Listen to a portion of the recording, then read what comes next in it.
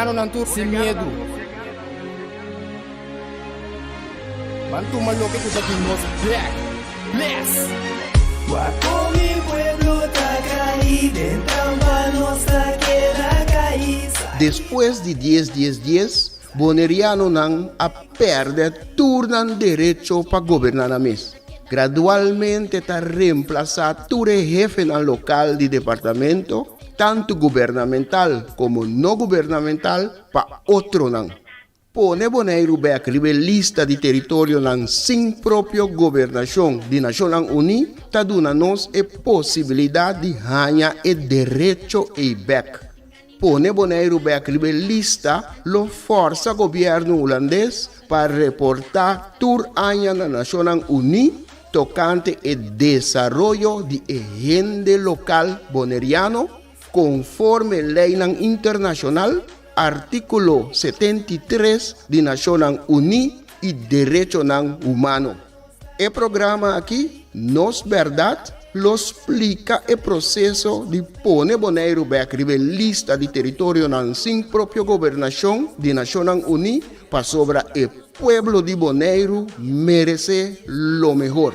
Guapo mi pueblo tacaíde, tambanos queda caíza. Quita el lifestyle, sale grabando de guasmain. No tanos, bastante niya kaya tubal. Takeda o primilay, inang no to super. Los 5 biba boy ni felpa boss ng biba super. Pesenos ta binduro ni para. Hi, buon tardi. Welcome to my monthly radio program, Raw Talk.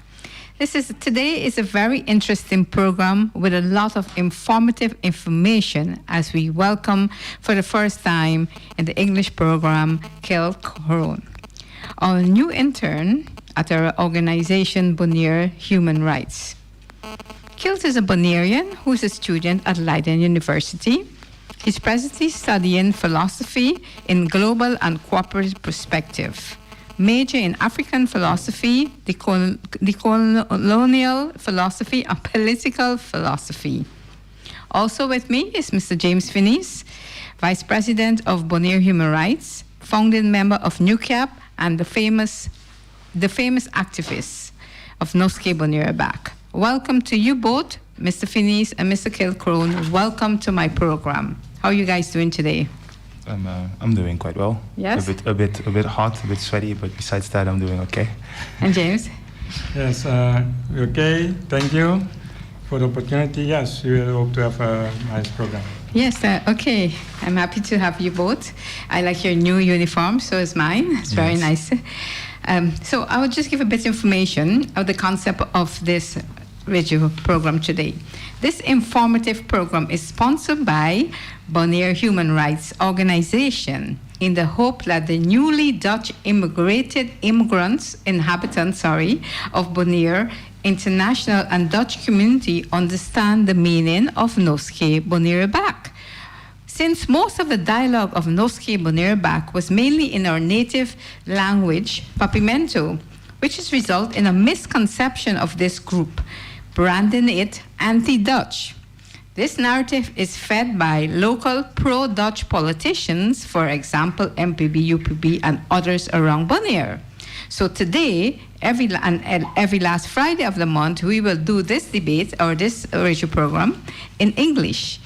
Bonaire Human Rights see this radio program as an obligation to the dialogue and lobby for the pursuit of identification of specific problems, trends affecting all members of Bonaire society, and with the determination of the extent of their causes and effects, collaborating with local and international foundations and other entities with similar objectives. Educating, raising awareness, and invitation solicited or unsolicited process of implementation of all human rights of Bonaire. So this is our concept, and so I welcome you guys once again. Are you guys ready? Thank you. Yes, definitely. Yes?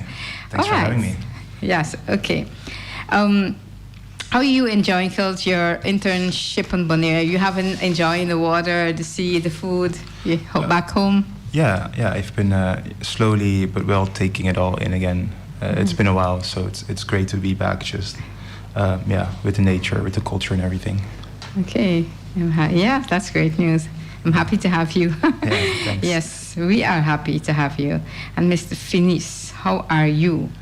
And who are you pissing off this time with the truth of Nos Bèrdat today? Tell me, how's it going?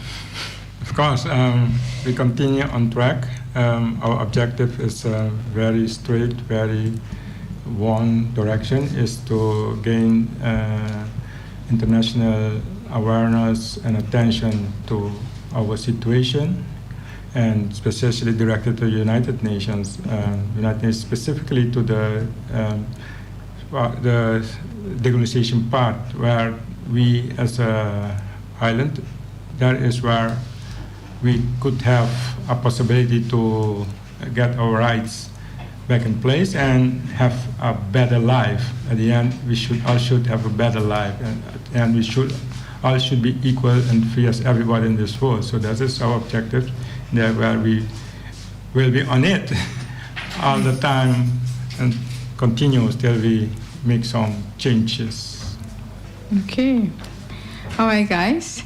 So last Friday and the Friday before and the Friday before, I think, you had a program on Friday called with the topic Nation Building.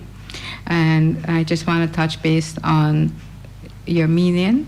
How can you describe the meaning of our native Bonairean on the topic of nation building? I will ask James first to explain a little bit on your idea or your perception on how the people take the meaning of nation building in your own words.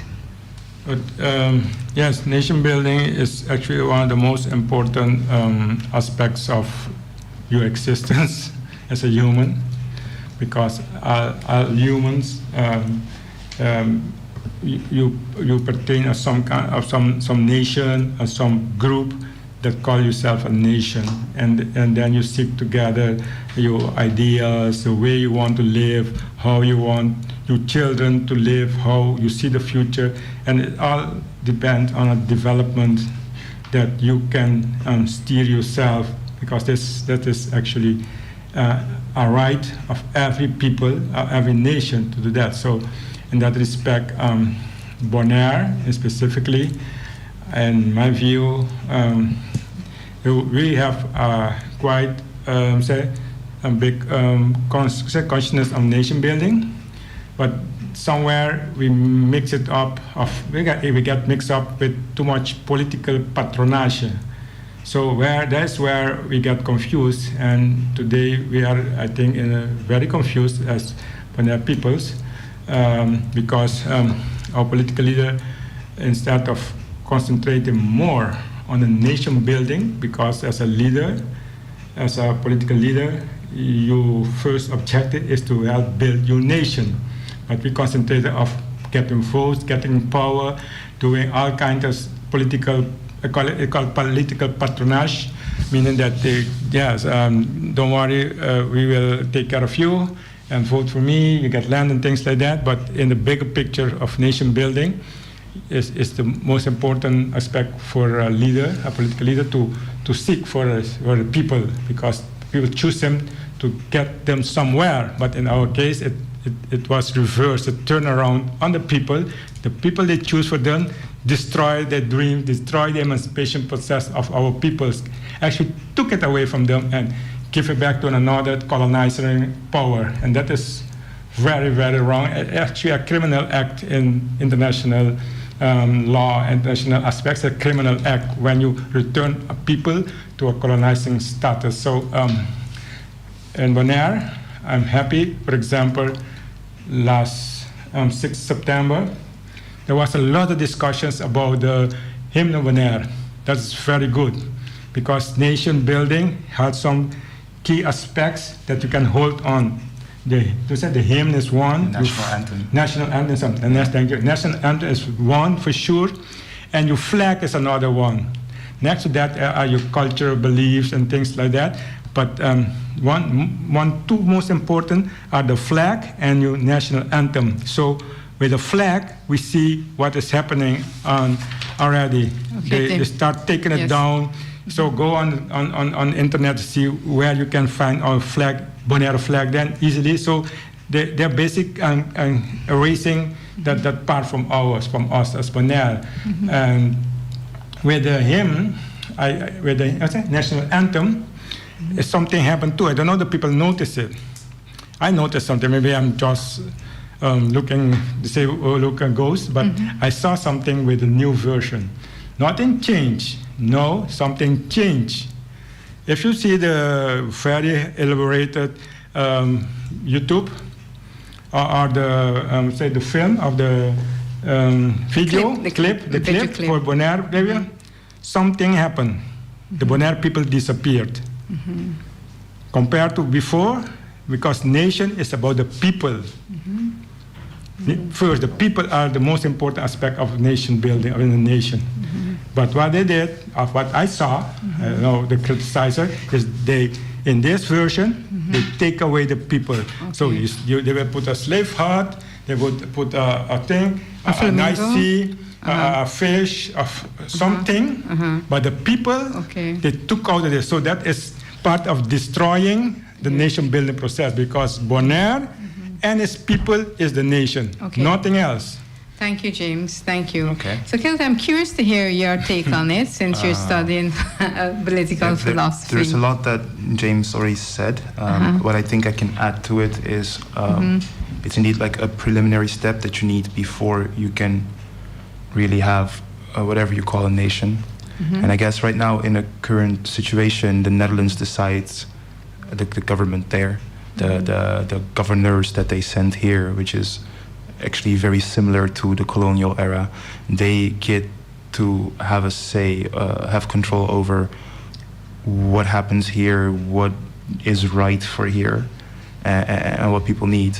And I think it's very important however you decide to configure your nation. So whatever the genetic makeup of your nation is, that the people, that they say what they want and what they need and what is best for them, and not that it gets dictated from the outside.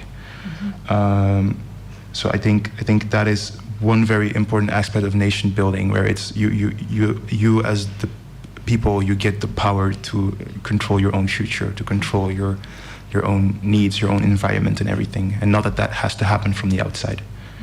That's all I can add to what James already said. That's another question. And you think, is it being taught in schools, in any aspect of nation building, for being a Bonairean nation? I of course haven't been in high school here for a while. I don't know to what extent they are teaching it. But I think generally with the normal curriculum, they wouldn't really touch upon something like that. Because generally nationalism, patriotism, it kind of has a bit of a negative tone. People always look at it from as something regressive. So I can see how they wouldn't really address it. But then again, me coming from a background of decolonialism, a lot of the countries that got decolonized when they did, which was after Second World War, which is kind of the reason why nationalism and patriotism is seen as a bad thing anyway, because that's kind of what led to the Nazi Party and stuff. But those countries, even in South America, Colombia and Venezuela and stuff, but also in Africa, you get Ghana and everything. In Asia, you get the Philippines. They actually then decided to be more patriotic and more nationalistic, just so they can have a sense of a national identity, and from which they can build on. And they can say, okay, this is who we are as a nation. These are our norms and values and our morals, and this is what we want to portray to the world that we are as a nation. So although it has a negative connotation because of the Nazism and stuff, and the way that you could maybe exclude people if you become nationalistic or patriotic, yes. So because of the way that you can exclude people, it kind of gets of a negative tone, negative connotation. But it's also very necessary for young developing countries, for them to have that sense of unity and identity. So it's a tricky thing. So I don't think they're teaching that in high schools or anything. Okay, and to go further, when I grew up, our curriculum, and still today, every morning at school, before they start classes, we say the pledge. I am 57. I'm 56, and I could still remember the pledge word by word because it was like indoctrinated into me. Yeah. Do you do that at school here in Bonaire? So again, I am not in school here No, right now. in your day, because But I'm talking about my day. I remember when I was younger, every Monday we would raise the Bonairean flag and sing the anthem, and every Friday we would bring it back down and sing the anthem. Okay. So that's definitely But one. do you have a pledge? Pledge? No. Yeah, We so just sing the anthem. Yeah, but we have a pledge.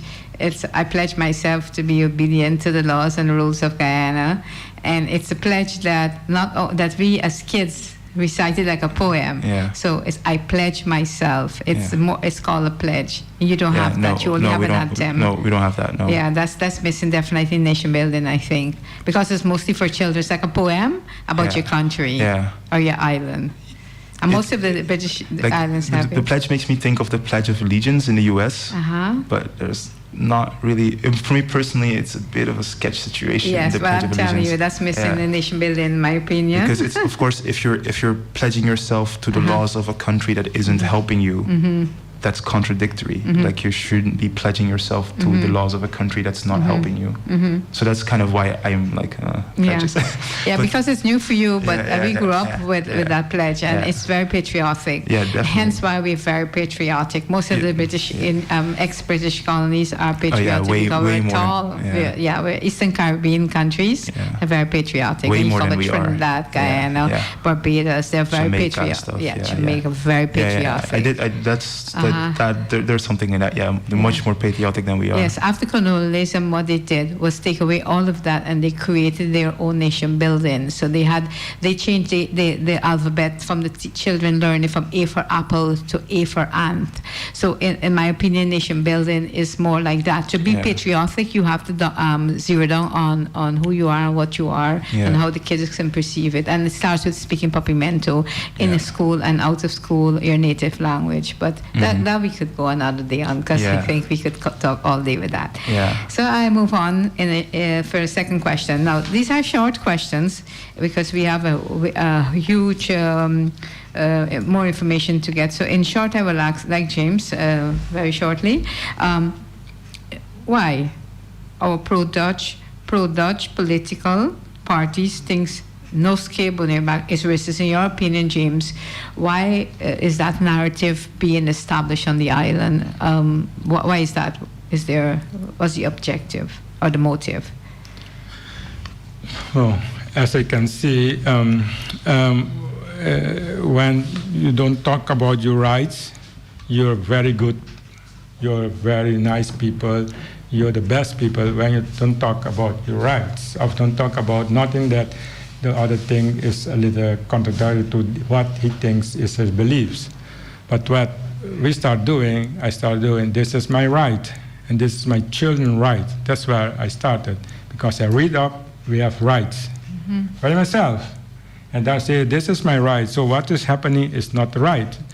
And when I say that, and when it becomes more obvious, that, and then I see where we see started, I saw this long time ago, the plan was to populate Bonaire with other people that not Bonaireans, because we have in Curacao over about 30,000 Bonaireans living, in Aruba the same, in Holland a lot of people. But when this change happened, I saw directly, we saw that was they opened immigration and they start directly with a population policy.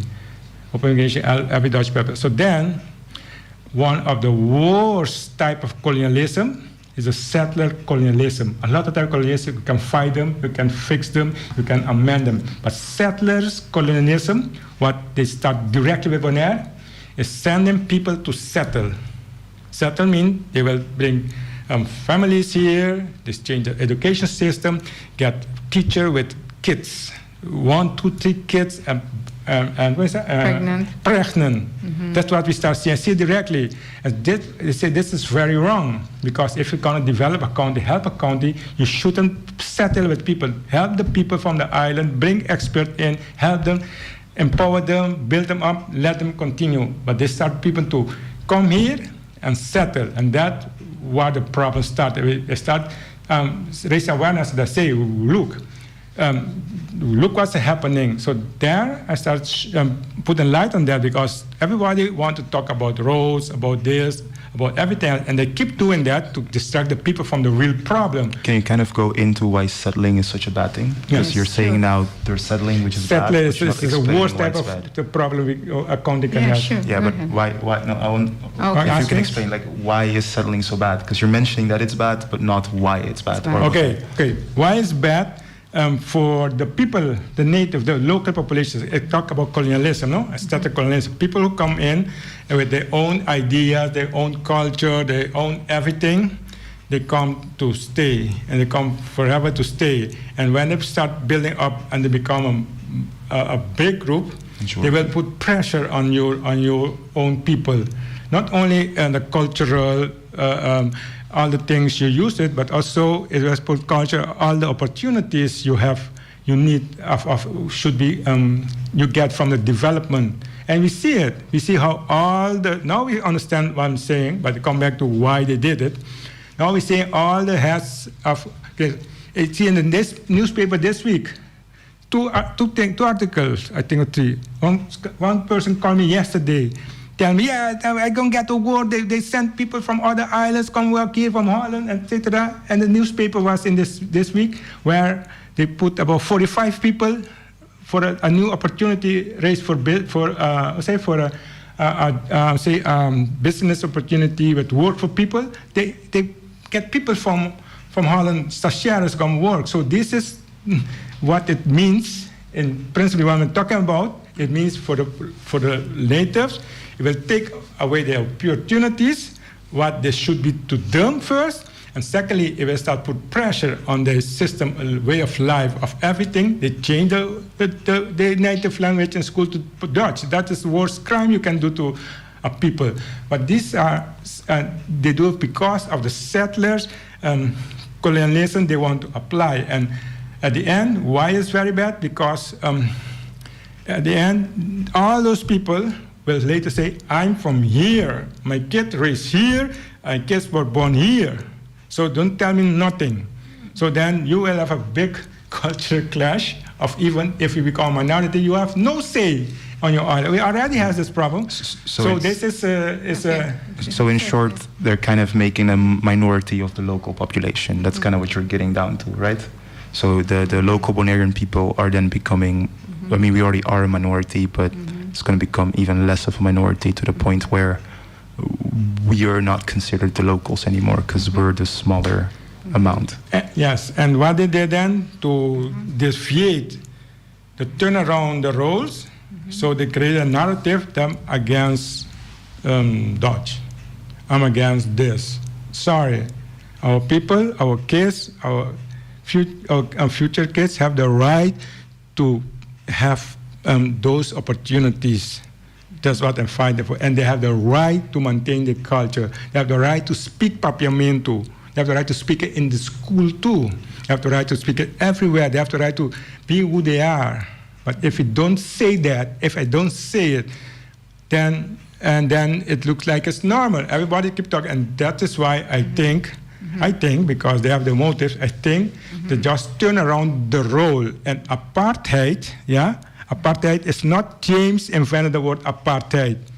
Apartheid is what they're talking about, discrimination. No, it's not James has a problem at the world level. United Nations just 2 weeks ago tell Holland, you are discriminating the people. Not me with this and say something on the radio.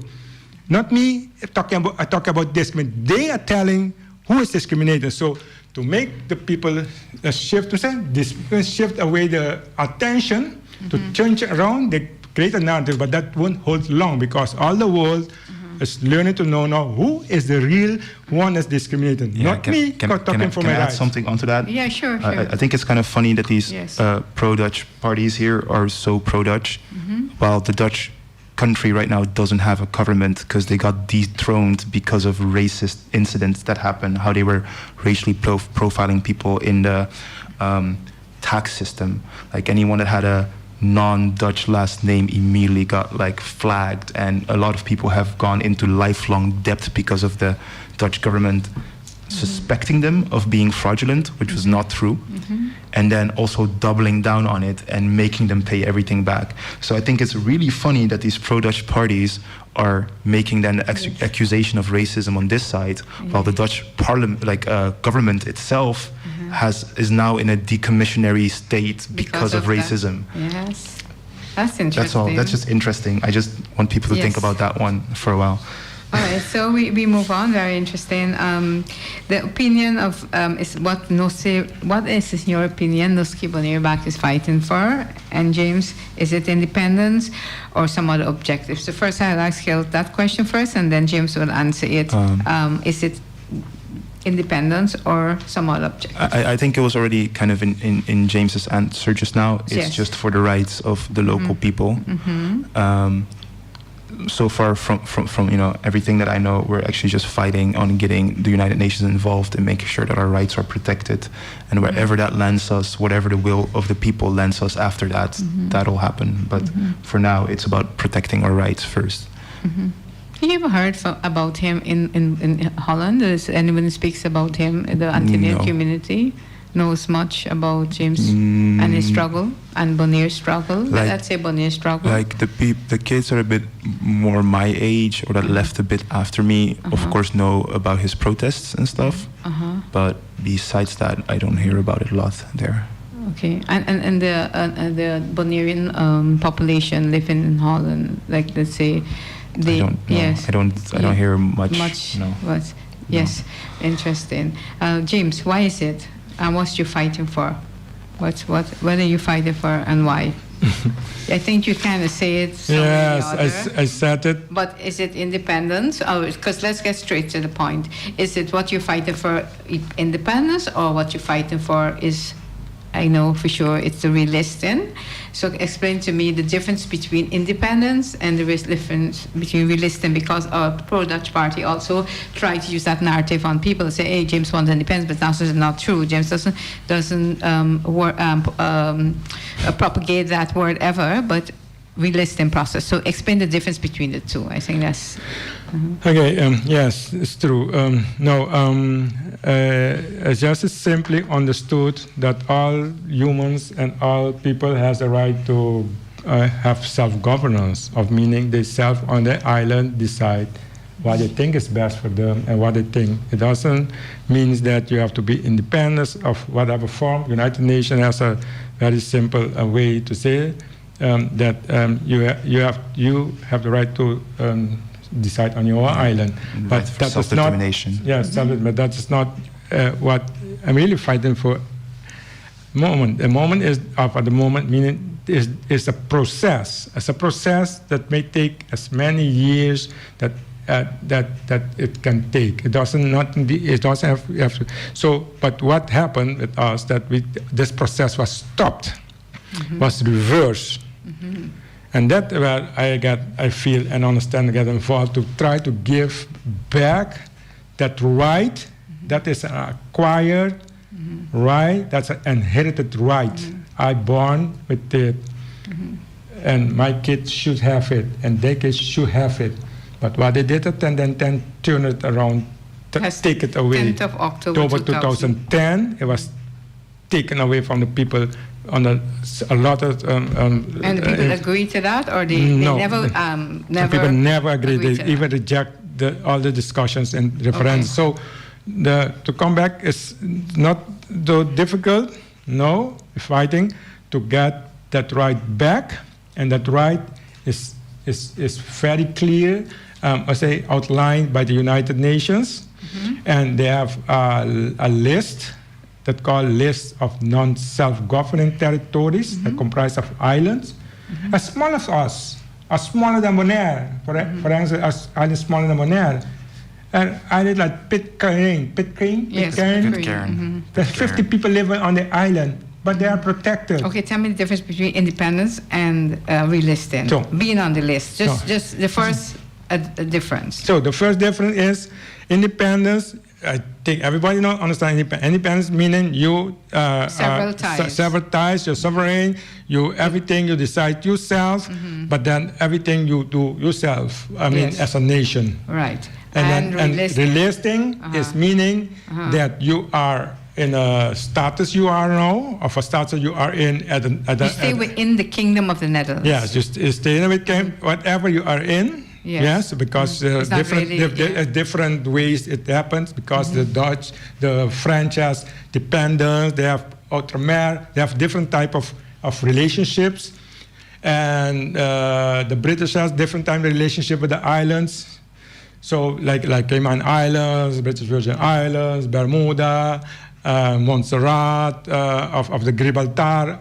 Those for a given example, that they may have different type of relationship, but the bottom page, they're not independent. No, they're not independent, but they are in a system where the United Nations, through a special body, they call it the Colonization Committee, will be their guidance, their partner in the relationship with the bigger country, let's say with Great Britain, with France, and in our case with Holland.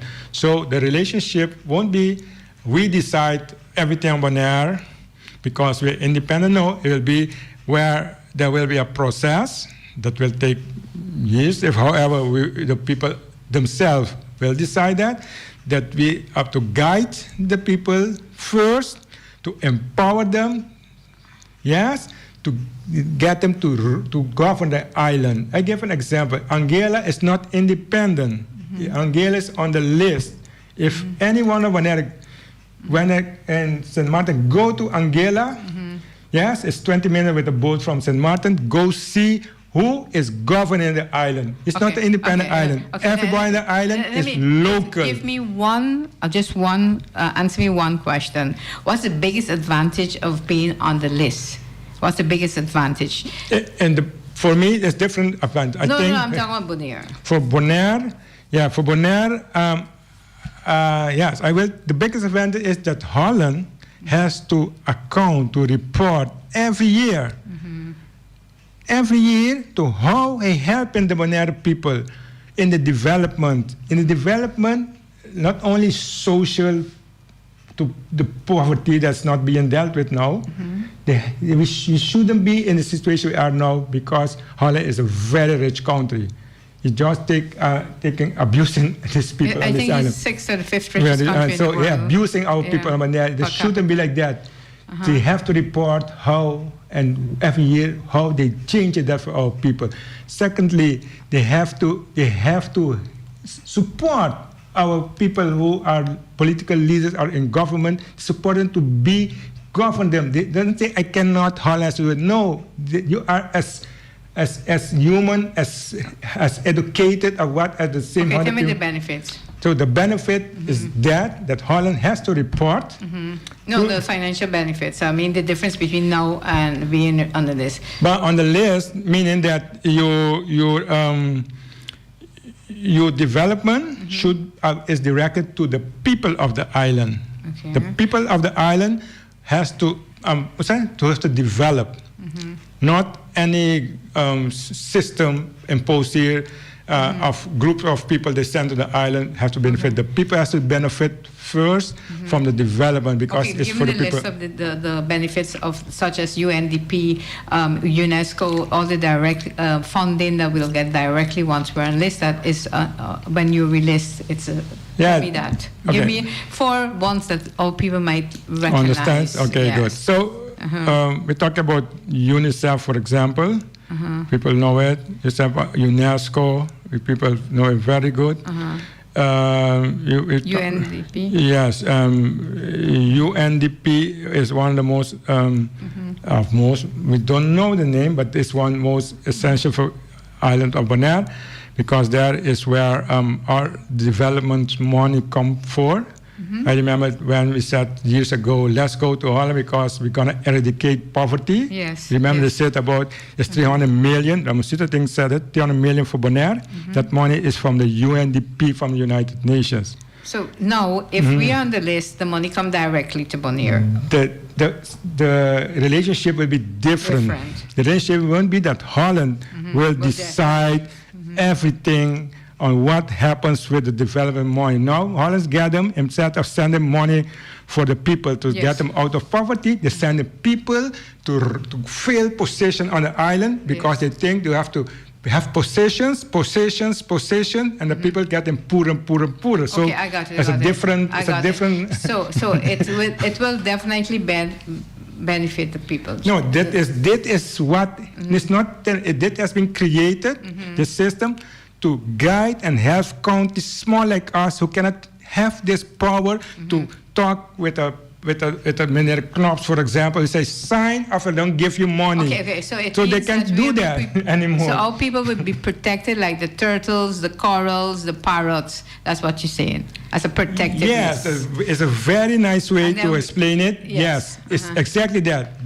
This is the same thing the United Nations through the World Life Funds and those UNESCO protect a lot of things. Yes. Protect heritage, protect animals. This is how they protect the peoples and the culture and the way of life. Thank you, James. So can we move on to the other question? Tell me, as a young person, I know I have asked many young people on the streets or around that I had a chance to talk to who Bonaire belongs to. And just for them to understand the company. It should belong to the people. Yes, so yes. Emphasis on should. Yes, yes. But yeah, I don't know to what extent right now the local Bonairean, the local Bonairean people have the ability to really say that. But it should be for the locals. Yes, yes. I just want to say is in 1945, after the World War II, the United Nations formed, and Holland was part of, founding member of United Nations, and in that they made many agreements, and one of them was that the inhabitants of each island, they own these islands, and that's why they can either choose for what they want. And some of them choose in the 60s independence, and some of them not. Some of them choose to be on the list. For example, Trinidad choose independence, because everyone knows Trinidad. Barbados also choose for independence. But the countries that didn't choose independence, that were on the list, stayed on the list, and they were protected. But the island, Holland, as a colonizer, is just a caretaker of these islands. They are taking care of Bonaire until you, as a native Bonairean, can take care of the island yourself. And if it takes you 50 years, 60 years, 100 years, then you will be on the list. That's in case of Anguilla, Cayman Island, and Bermuda, and all those English-speaking islands. So Holland is a caretaker of our island until the Bonaireans or the native Bonaireans can stand for themselves. And that is the answer to it. And I wish the schools will explain a little bit more of the patriotism and nation building. Understand that you are the owners of this island and not the colonizer and the descendants. Yeah, it should definitely be taught that way. Also, adding on to that, so yeah, indeed, I'm familiar with indeed that after the Second World War, the UN created the rule that just not just island, any country kind of belongs to its inhabitants, to the people, the nationality that's from there. But after the Second World War, the Netherlands had two sets of colonies. They had the one in the west, which we belong to, and then the ones in the east, which at that point was just Indonesia. I don't know if you guys are aware what happened between the Netherlands and Indonesia after the Second World War. Tell us a little bit. Japan took over Indonesia during the war, and then people in Indonesia wanted to be free. And then the Netherlands was just like, no, you have too many resources for us to let you be free. And with this, I mean the Netherlands as an institution, as a government, not the people, by the way. But yeah, anyway, the government was like, no, we're gonna brutally kill everybody who's resisting, so we can keep the spice trade and the resources and everything that's there. So again, maybe this is just my lack of faith in big institutions like that, but knowing the history, the Dutch government is like the last government I'm going to trust in situations when it's about colonialism and about Yes. liberty of people and stuff like that. However, on the forefront of like justice they are right now, you know, with all the justice courts there, and they're being on the forefront of the LGBTQ movement, which they've been in the forefront of for a while, and things like that. But still, it is an institution. It is a government that still prioritizes profit over everything. Yes, And it's the same with us. As long as they can profit, we won't ever truly have our rights, unless we get intervention, like from the UN. Yes. If not, every deal we'll make with this institution that has always been for profit will be for their profit. Any deal we're going to go into, they're going to try to profit off of us. Yeah. This is something we must realize. Yes, for sure. And in our research, James and I write in the book, and in, the right of self-determination is denied. And in that book, we had read that Queen Wilhelmina had said that when she was in exile, in the World War II, she was exiled in England and then I think in Canada. And when they came back, she made a pledge to say she will never, ever, ever put any country like the position of she would free everyone.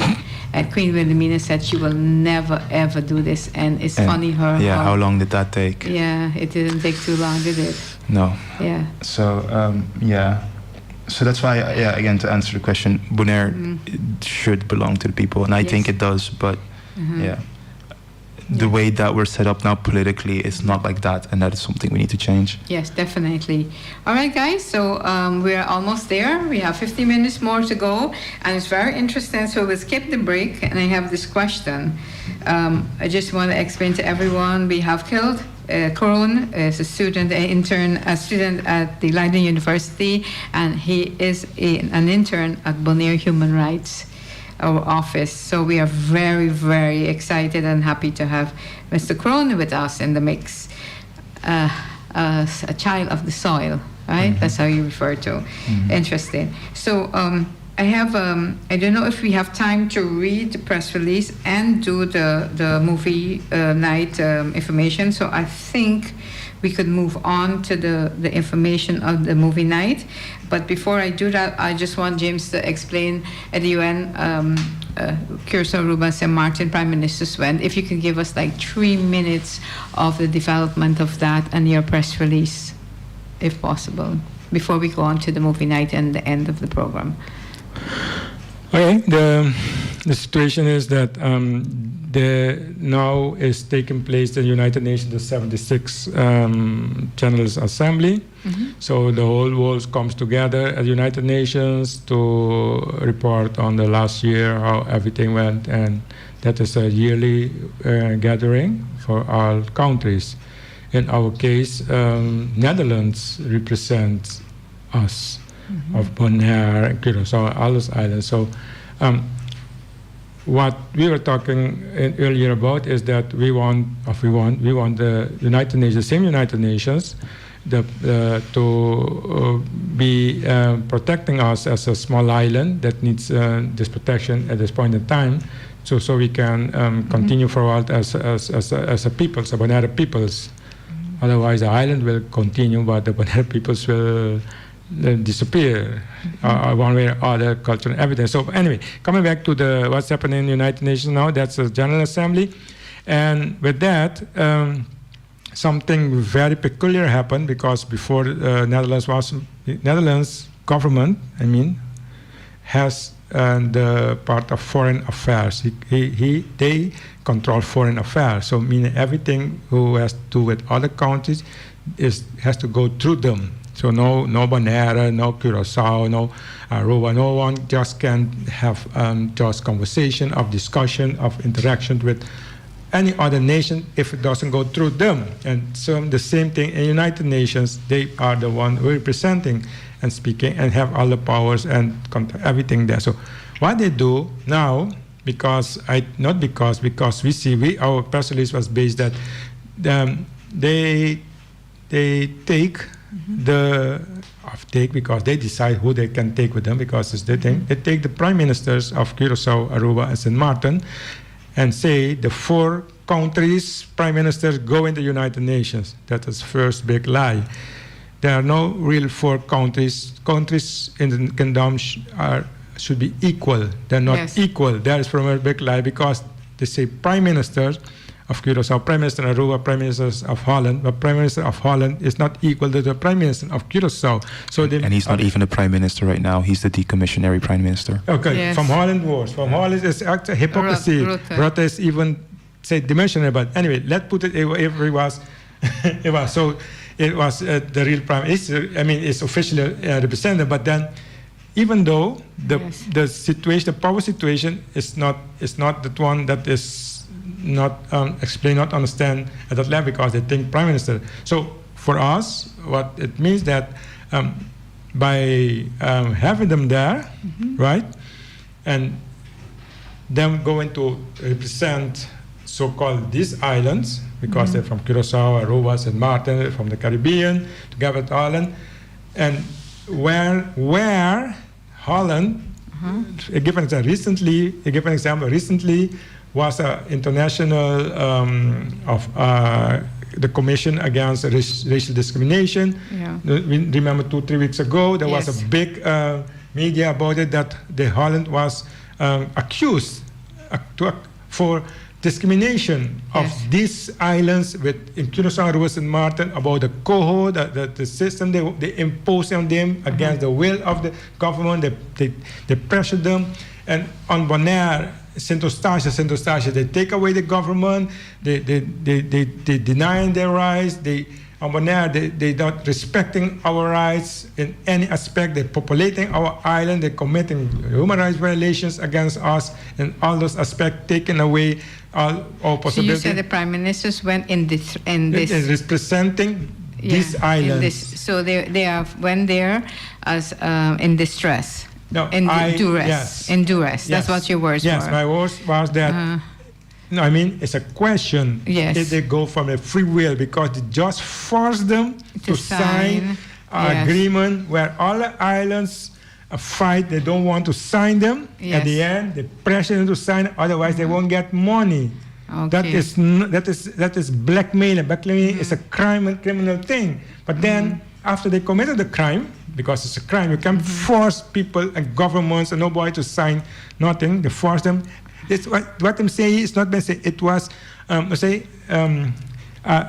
parliament leader, Parliament of St. Martin, just said it on the radio last week. They forced her to sign. It's illegal, but they had to sign. They can do nothing else. So otherwise, the people won't get salary. People can eat. We have two more minutes to explain to me. No, 2 more minutes to explain to me. And I believe in your press release you said that the same trick they did with Bonaire, with the Millennium Goals, they are wanting those leaders to go to represent their own country, so they can be tricked into the Millennium Goals. Yes, it's an example press release. So, like, I would shorten that. So. What they do, I see, somebody will know the truth someday. Those prime minister will be used in high-level meetings for the Sustainable Development Goals. That is a very popular name in Bonaire, Sustainable Development Goals. Yes. And the small island development states lobbying for funds. So Sustainable Development Goals has funds because about development money. So I assess and I say it because they did it to Bonaire already with the Millennium Development Goals. Yeah, 1 minute. Yes, yes, the Millennium Development Goals, Ramosito, Boy, and others. Tell the people, let's break the relationship because the relationship with the Netherlands until let's go with Holland because we'll get money for poverty. That was Millennium Development Goals money, 300 million. Now they're taking, I think they're taking those. So we never got the 300 million. Never. The people get poor. So this is a sort of a trick. Yes, I think what I see, I write it because I understand it. They're taking those because I think they promised them those islands because of the COVID. They need to get back on their feet. Let's go to United Nations. Let's lobby for those sustainable development money, and we will help you with that money. But what they don't know is when you're gonna get the money, all of it ask them to sign. Then when they say sign, let's get it signed, to release them a sign. So Bonaire sign everything till they don't get no money. So And we're not even mentioned in the sustainable development goals. I was actually reading up on that today. Yes. And it talks about the Netherlands and the kingdom. And I was going through all the goals when it comes to poverty, equal rights for women and everything.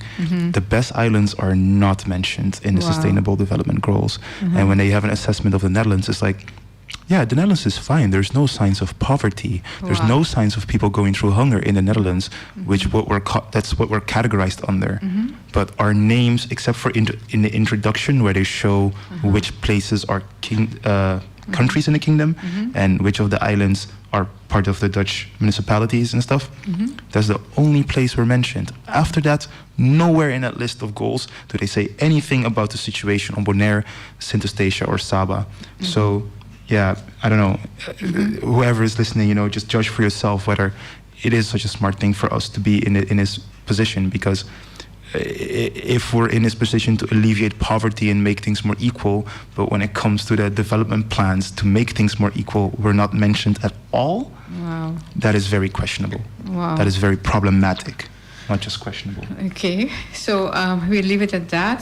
A very interesting evening, very interesting that what is happening, and I hope our listeners are listening to us and understand. I know I had calls from Jamaica, all over the Caribbean, Grenada, even Holland, the US, about this virtual program.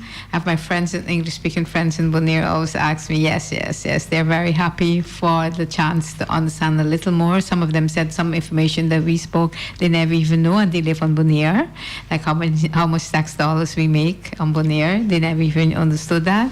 But so I'm very happy that we have a chance. Thanks, James Finis, for allowing us to speak English in your radio program once a month. That's very awesome. And before we go, I want to ask Gil to explain on one of our first, as Bonaire Human Rights, we're going to have an event.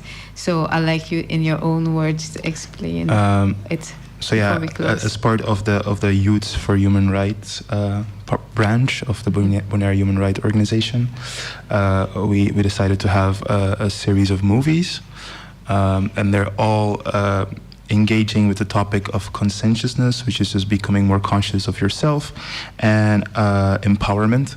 So it'll be touching one of those two subjects.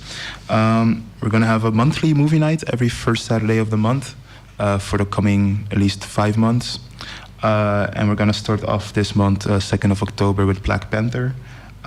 Just something a bit more popular, things that people know a bit more, and things that people are also really excited for. It's going to be 2nd of October at the Wilhelminaplein, and it's going to be at 7 o'clock. And the entrance for all the movies will be free. So if you want to get some some good stuff on the once a month, come join us. Yes. Tell us about the movie and why it's so special, and we want to show it. Well, we started with this one because, just for Black empowerment in general, this movie meant a lot in 2018. In the entire system of Hollywood and everything, where it's all very white man dominated, like scripts were written by white men, everything was directed by white men.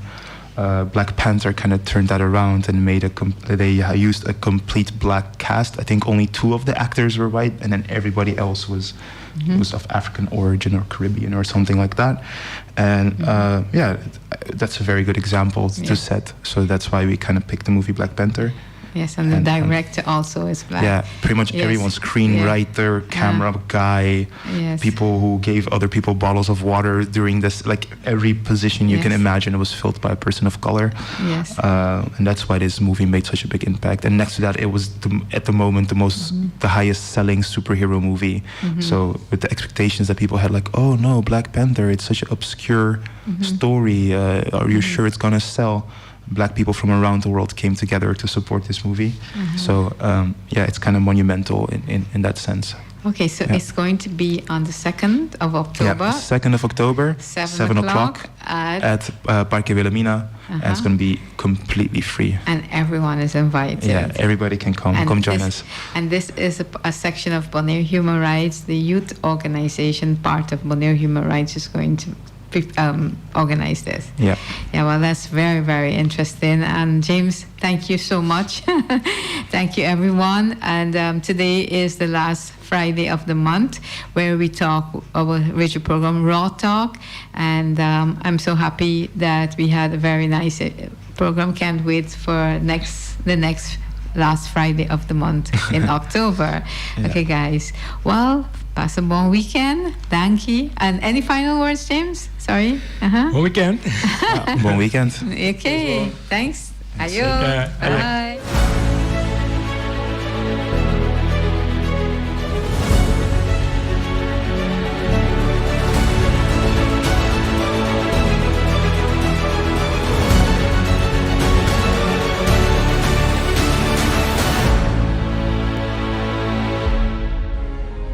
Boneriano ng tour sin miedo.